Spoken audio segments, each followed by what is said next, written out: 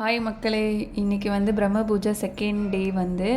So நான் நேற்று நைட்டே வந்து கோலம் போட்டுட்டேன். ஏன்னா மார்னிங் ரொம்ப இருட்டாக இருக்குதுன்னு சொல்லிட்டு நேற்று நைட்டே வந்து நான் கோலம் போட்டுட்டேன்.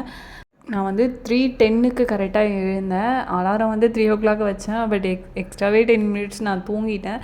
ஸோ கரெக்டாக 3:10க்கு எழுந்த உடனே போய் குளிச்சுட்டு வந்துட்டேன். ஏன்னா குளிச்சுட்டு வந்தால் கொஞ்சம் ஃப்ரெஷ்ஷாக இருக்கும் வேலை பார்க்குறதுக்கு அப்படின்னு.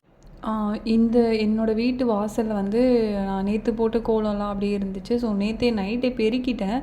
பட் இருந்தாலும் எனக்கு தண்ணி தொளிச்சிட்டு அது மேலே கோலம் போட்டால் கொஞ்சம் நல்லா இருக்குன்றதுக்காக கொஞ்சம் குங்குமஞ்சம் வைக்கணும் அந்த கோலத்து மேலே அப்படின்ட்டு தண்ணி அதை போட்டு கழுவிட்டு இருந்தேன். நேற்று போட்டது அப்படியே இதாக இருந்துச்சு. ஸோ கழுவிட்டு தண்ணி ஊற்றிட்டு தொடச்சிட்டு கோலம் போட ஸ்டார்ட் பண்ணிட்டேன்.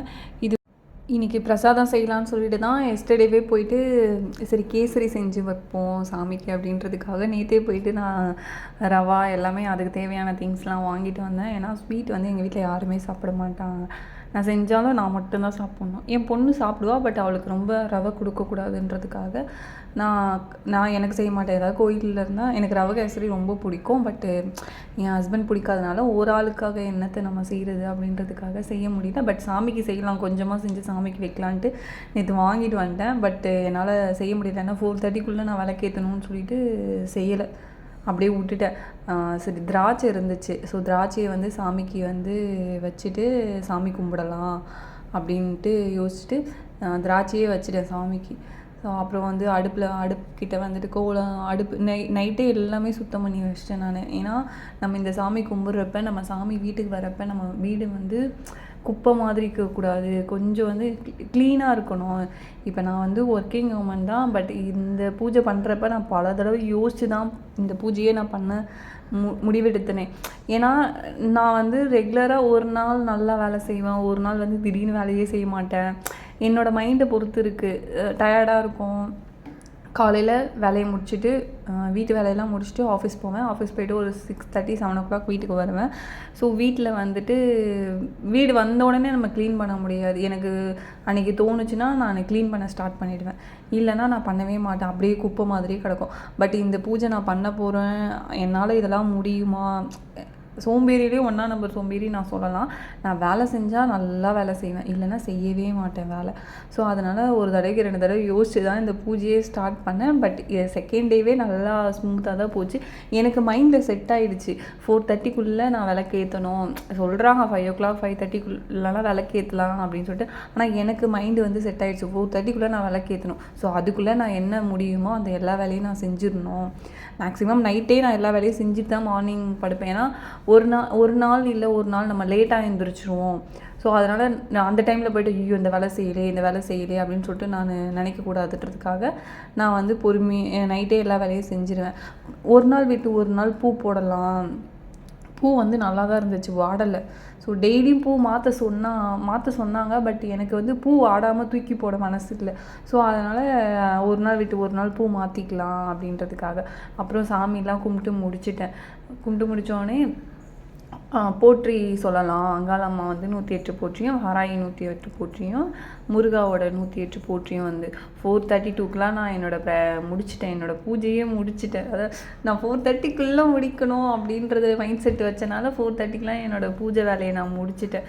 ஸோ வெளியே போனால் ஜிலோன்னு இருக்குது, யாருமே இல்லை. ஸோ நல்லா இருக்குது. அந்த காற்று கூட நல்லா ஜில்லுன்னு அடிக்குது வெளியே வந்து நின்று பார்க்குறப்ப. ஸோ வீடே ஒரு மங்களகரமாக இருக்கிற மணிக்கு இருந்துச்சு. பார்க்கவே ரொம்ப ஹாப்பியாக இருந்துச்சு. மைண்டும் கொஞ்சம் ஃப்ரெஷ்ஷாக இருந்த மணிக்கு இருந்துச்சு. ஸோ நான் ரெகுலராக ஒரு 8 மணி 7 மணி எழுந்திரிச்சு நம்ம ரொட்டீன் லைஃப்பை பார்க்குறதுக்கும் இது ஒரு 3 o'clock எடுக்கிறது வந்து கஷ்டம். இது எல்லாராலேயும் முடியுமா? என்னாலேயே முடியாதுன்னு தான் நான் நினச்சினேன். சரி என்னடா 3 o'clockலாம் எழுந்து நம்ம என்ன பண்ண போகிறோம்? பண்ணுறவங்களை கிண்டல் பண்ணிக்கிட்டு இருந்தேன். இப்போ நான் பண்ணுறப்ப தான் தெரியுது அது அவ்வளோ நல்லாவே இருக்குது. சில பேர் மைண்டில் நினச்சிட்டு இருப்பீங்க நம்மளும் பண்ணலாம் எப்படி நம்மளால் முடியுமா முடியாதா அப்படின்னு சொல்லிட்டு. ஆனால் கண்டிப்பாக ட்ரை பண்ணி பாருங்கள், உங்களால் கண்டிப்பாக முடியும். நீங்கள் மனசு வச்சிங்க, கடவுள் உங்களை வந்து இது நீ பண்ணால் தோணும், நமக்கே இது பண்ணால் நம்ம நல்லா இருப்போம் அப்படின்றதுக்காக. இப்போ நான் கூட அப்படி தான் சோம்பேறியாக இருந்தேன். இப்போ என்னாலே பண்ண முடியுது. என்ன மாதிரி நிறைய பேர் நினச்சிட்டு இருப்பாங்களா நம்மளால் பண்ண முடியாது, நம்ம காலைல 10 மணிக்கு தான் எந்திரிப்போம் அப்படின்ட்டு. அப்புறம் சாமியெல்லாம் கும்பிட்டு முடித்ததுக்கப்புறம் நான் வந்து காஃபி எனக்கு ரொம்ப பிடிக்கும். காஃபியை விட டீ தான் எனக்கு ரொம்ப ரொம்ப பிடிக்கும். ஸோ நான் டீ வந்து எங்கள் வீட்டில் யாருமே குடிக்க மாட்டாங்க. பாப்பாவுக்கு காம்ப்ளான் தான் குடிப்பா. ஹஸ்பண்ட் வந்து இஞ்சி தண்ணி தான் குடிப்பாங்க. ஸோ நான் மட்டும்தான். ஸோ பால் வந்து டீ எனக்கு மட்டும் டீ போடுறது கொஞ்சம் கடுப்பாக இருக்கிற மணிக்கே இருந்தனால எனக்கு ஆஃபீஸில் டீ கொடுத்துருவாங்க. ஸோ நான் ஆஃபீஸில் போய்ட்டு குடிச்சிடுவேன். இது வந்து காலையில் எனக்கு வெறும் வயிற்றில் இருக்க மணி காலியாக தான் பூஜை பண்ணேன் நான்.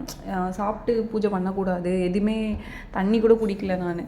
ஸோ பால் காய்ச்சிட்டு காஃபி போட்டு குடிக்கணும் அப்படின்றதுக்காக பால் அடுப்பில் போட்டுட்டேன். என் பொண்ணு வந்து லைட்டாக எழுந்து வந்து பார்த்தா என்னம்மா பண்ணுற அப்படின்னு சொல்லிட்டு. ஏன்னா அவளுக்கு வந்து திடீர்னு தூக்கத்தில் எழுந்து என்னை தேடுவா. அம்மா எங்கே போச்சு அப்படின்னா, இல்லைம்மா பாப்பா வர, அம்மா வந்து வேலையாக இருக்கேன் அப்படின்ட்டு அவளை போய் உள்ளே தூங்க வச்சுட்டு வந்தேன். நான் இந்த வேலை பார்க்குறதுக்கு முன்னாடியே அந்த அம்மா எந்திரிச்சு வெளியே வந்துட்டாங்க. ஸோ ஒரு காஃபி குடிச்சிட்டு சாமி பாட்டு பார்த்துட்டு இருந்தேன் டிவியில். அப்படியே ஒன்றா அங்காளம்மாவோட வர்ணிப்பு சாங்கு யூடியூப்பில் வந்து நான் மோஸ்ட்டாக வந்து அங்காளம்மா வர்ணிப்போட சாங் தான் பார்த்துட்ருப்பேன். ஸோ நல்லா அது ஒரு 1 hour 6 o'clock வரைக்குமே வந்து சாமி பாட்டு தான் பார்த்துட்டு இருந்தேன். அப்புறம் வந்து 6 மணிக்கு மேலே சமைக்க ஸ்டார்ட் பண்ணிட்டேன். அரிசி ஊற வச்சுட்டு இன்றைக்கி எங்கள் வீட்டில் என்ன குழம்புனா சாப்பாடு, சேப்பக்கிழங்கு, அந்த சேப்பக்கிழங்கு போட்டு காரக்குழம்பு, கேரட் பீன்ஸு பொரியல். ஸோ அரிசி ஊற வச்சுட்டு சேப்பக்கிழங்கை வந்து நல்லா கழுவிட்டுருக்கேன். ஏன்னா குக்கரில் தான் வேக வைக்கிறேன், நான் சட்டியில் வேக வைக்கல. குக்கரில் வேக வைக்கிறனால கழுவிட்டு நல்லா மண்ணாக இருக்கும் அந்த சின்ன குட்டி குட்டி கிழங்குல. ஸோ மண்ணாக இருக்கும். அது நம்ம தோலை எடுத்தாவே அது மண்ணாக தான் இருக்கும். ஸோ ரொம்ப கொலன்னு இருக்கனால அதை வந்து குக்கரில் போட்டு வேக வைக்கிறதுக்காக குக்கரில் போட்டேன் நான். கேரட் பீன்ஸ் வந்து கட் பண்ணி நான் பொரியல் பண்ண ஸ்டார்ட் பண்ணணும். இது 3 அடுப்பு இருக்கனால எனக்கு டக்குன்னு வேலை ஆகிடும். இப்போ நான் முன்னாடிலாம் வந்து கொஞ்சம் லேட்டாக 8 o'clock அந்த மாதிரி எழுந்திரிச்சேன்னா எனக்கு 1 hour தான் கிச்சனில். மேக்ஸிமம் அவ்வளோ நேரம் கூட இருக்க மாட்டேன் நான். டக்குன்னு இந்த 3 அடுப்பில் வச்சேன். முன்னாடி ஒரு கரண்ட் அடுப்பு இருந்துச்சு, அப்போ 4 ஆகிட்ருக்கும். எனக்கு என்னென்னா டக்குன்னு நான் வேலையை முடிச்சுட்டு வந்துடுவேன். ஸ்பேஸ் இல்லை, இன்னொன்று கரண்ட் அடுப்பு ரிப்பேர் ஆகிடுச்சு.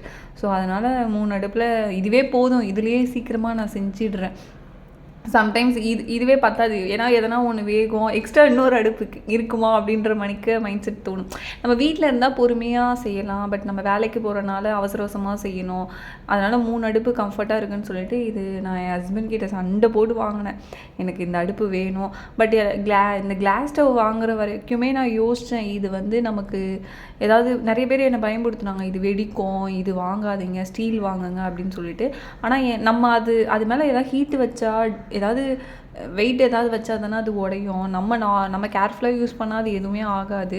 ஸோ அதனால் எனக்கு இந்த அடுப்பு ரொம்ப பிடிச்சனால இந்த அடுப்பு வாங்கிட்டேன். நான் இன்னொரு அடுப்பு பார்த்தேன், பட் எனக்கு அது அவைலபிள் இல்லைன்னு சொல்லிட்டாங்க. ஸோ அதனால் இந்த அடுப்பே ஓகே அப்படின்னு சொல்லிட்டு நல்லா தான் இருக்குன்னு சொல்லிட்டு வாங்கிட்டு வந்துட்டேன்.